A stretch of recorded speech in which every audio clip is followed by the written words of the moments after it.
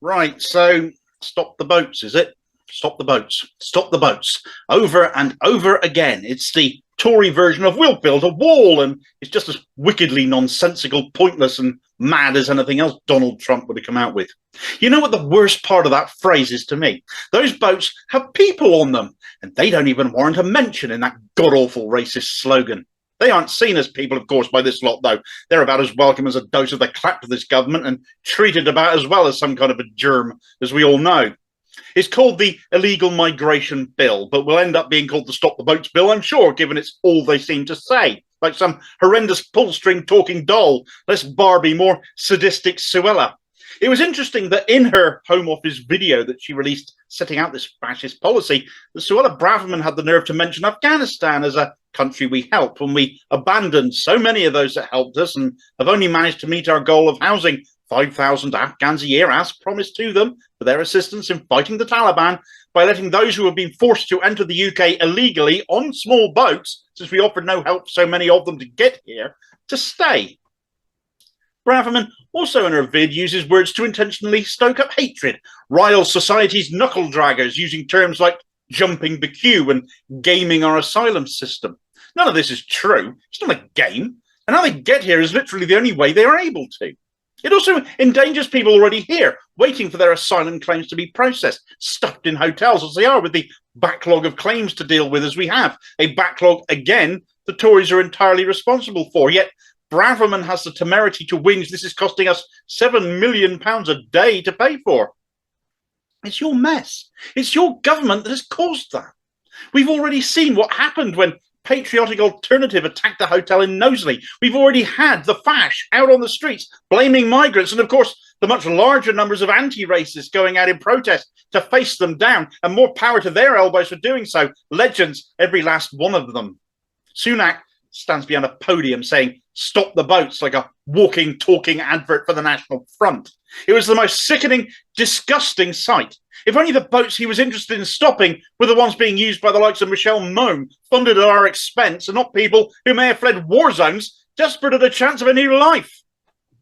What makes this all the more psychotic is this is the UK's first Prime Minister of colour, and he'll be remembered for being the Prime Minister who tried to ban asylum and was prepared to violate human rights and international law to do so. Sunak himself, the son of migrants, his equally, if not more insanely oppressive, in my opinion, Home Secretary Suella Braverman, also a person of colour, also a daughter of migrants. What the hell went wrong with these people that their own legislation would bar families like their own from being able to come here? You have to assume there's something deeply wrong with the pair of them that they think in this way. Suella Braverman has even suggested that 100 million migrants could end up coming to the UK in her parliamentary statement on this bill, more than the current population of the UK. And even to the most ardent opposer of migration, that figure must surely be considered every bit the next level bullshit Braverman is known for when it comes to this issue that she is utterly obsessed with. It's also appalling to think there are even that many asylum seekers worldwide, let alone they all want to come here. The UNHCR has said that there are that many people who have been forcibly displaced around the world, but only about a quarter of those have even left their own country still, let alone headed here. Most are displaced within their own country and have stayed there. Also, bear in mind, most other countries take more refugees than we do anyway, and also under the Refugee Convention, refugees are shared across signatory countries. 45,000 people came here last year by small boat. That is set to rise because we no longer have a returns policy in place where we can share that load. We are obliged to take refugees because we're signatories of the Refugee Convention, but can no longer share the load because of that lack of returns policy. We end up having to retain them here, therefore, hence the backlog.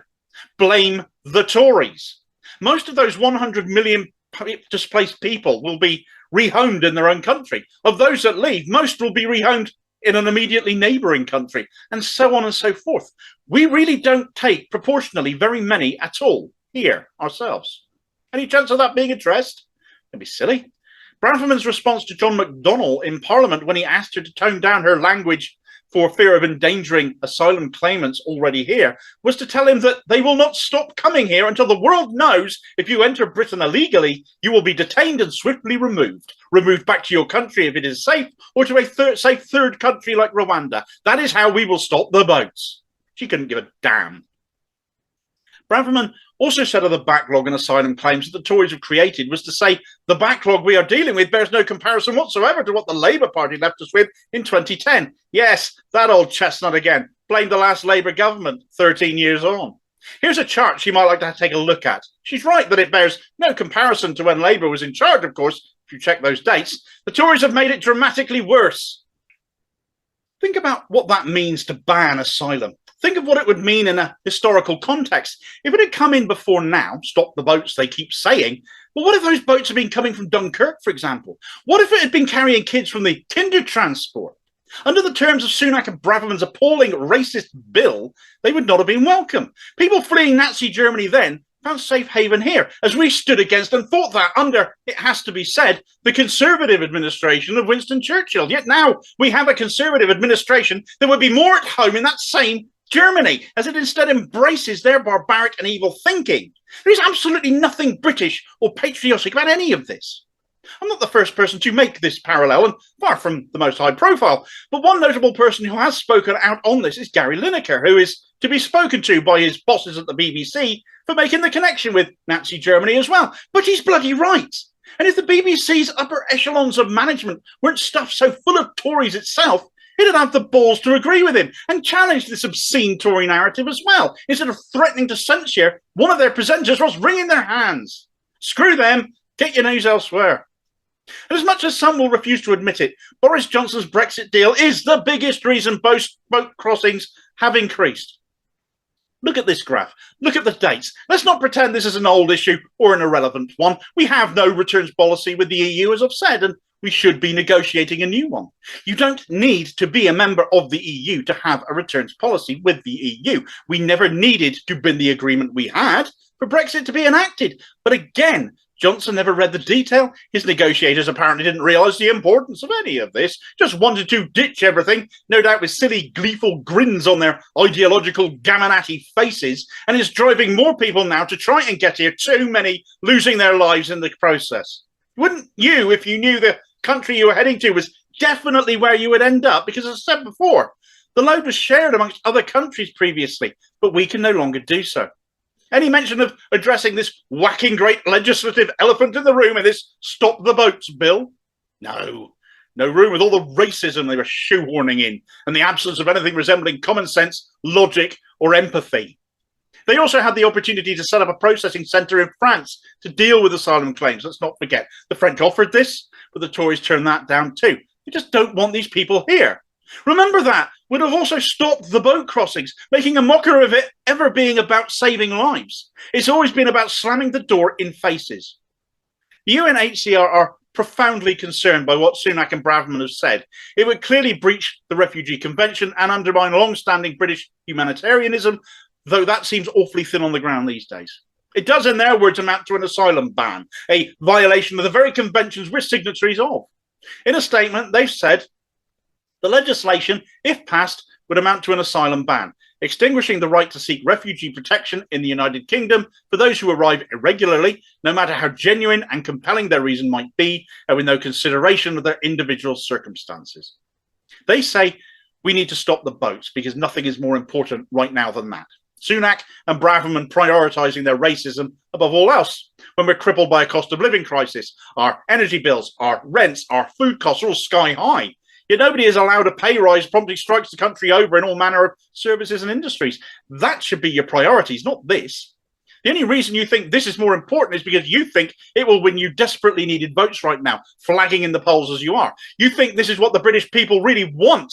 This is how to win power back.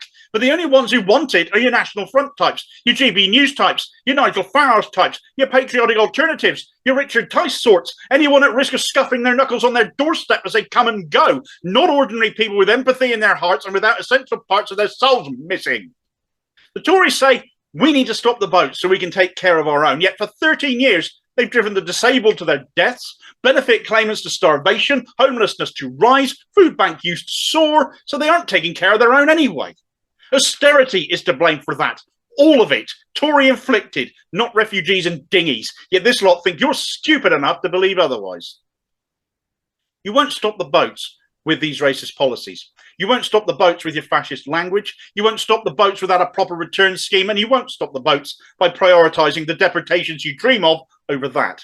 You won't stop the boats for as long as traffickers can make money out of sending them. You won't stop the boats without international cooperation, and you won't get that by breaching international human rights laws regarding the fundamental right to asylum that this bill completely breaches. You won't stop the boats from crossing for as long as no legal route to claim asylum in the UK exists, and no matter how many Tory ministers stumble, fudge and stutter when questioned on this, it's a very simple question to answer. No legal route exists. Therefore, entering the country illegally is the only way to claim asylum here, and under international asylum law, that is absolutely fine. You don't want people drowning, do something about it. You won't stop the boats with this law because the last law you said would stop the boats, the Nationality and Borders Act passed last year, didn't work either. You won't stop the boats with this law because the House of Lords will never let such a racist, fascist piece of legislation pass, and you also won't stop the boats with it when the Refugee Convention and the Human Rights Convention are both violated by it and take precedence over it.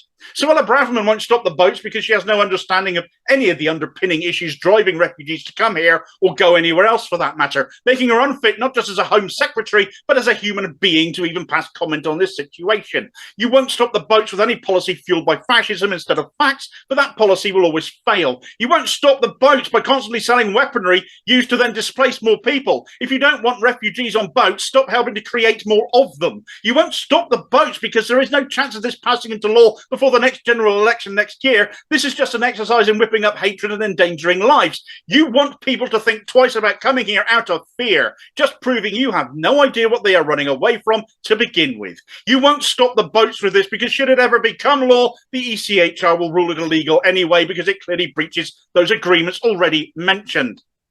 Then it'll be our human rights this lot will come for as well, to ramp up animosity even further as we descend ever further into fascism. They'll tell us it's the only way to fix the problem, and that is exactly what happened in 1930s Germany. To all those people who thought they'd beaten racism in 2019 by ending Jeremy Corbyn's hopes of running the country, look at what you've got instead, folks. I mean, it's not like we didn't know Boris Johnson was an appalling racist then anyway, but look at where it's led. Proud of that, are we? Still think, thank God, it's not Corbyn. The Tories are now 26 points behind Starmer's Labour, and he's purging more Jews from his party than any other Labour leader ever. Yet can get away with it because of how fascistic the Tories have become and not suffer from it in the polls. There isn't a reasonable alternative to the Tories right now, and that's the most depressing thing of all. And anyone raising Yvette Cooper rinsing Braverman in Parliament, I will raise you those immigration mugs of hers.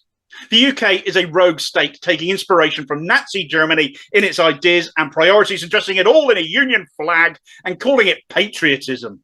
This is all the likes of Braverman live for, dreaming of deportations, grinning as she talks about it, her excitement at pushing international human rights to the limit, when what kind of person would ever want to do such a thing? She gets off on cruelty, she thrives on it. And that makes her one of the most disturbing people in Parliament in living memory. This exercise in cruelty, in fascism, in Nazi-esque brutality makes her smile. And I despair of anyone who will still vote Tory going forwards. Thank you for watching. If you enjoyed this video, perhaps not the most appropriate phrasing on this occasion, please do hit like and subscribe, leave a comment and hit the notification bell too so you don't miss the next one. Also look out for me on social media and other interesting stuff by clicking the Linktree link in the comments below. And I will see you next time. Cheers, folks.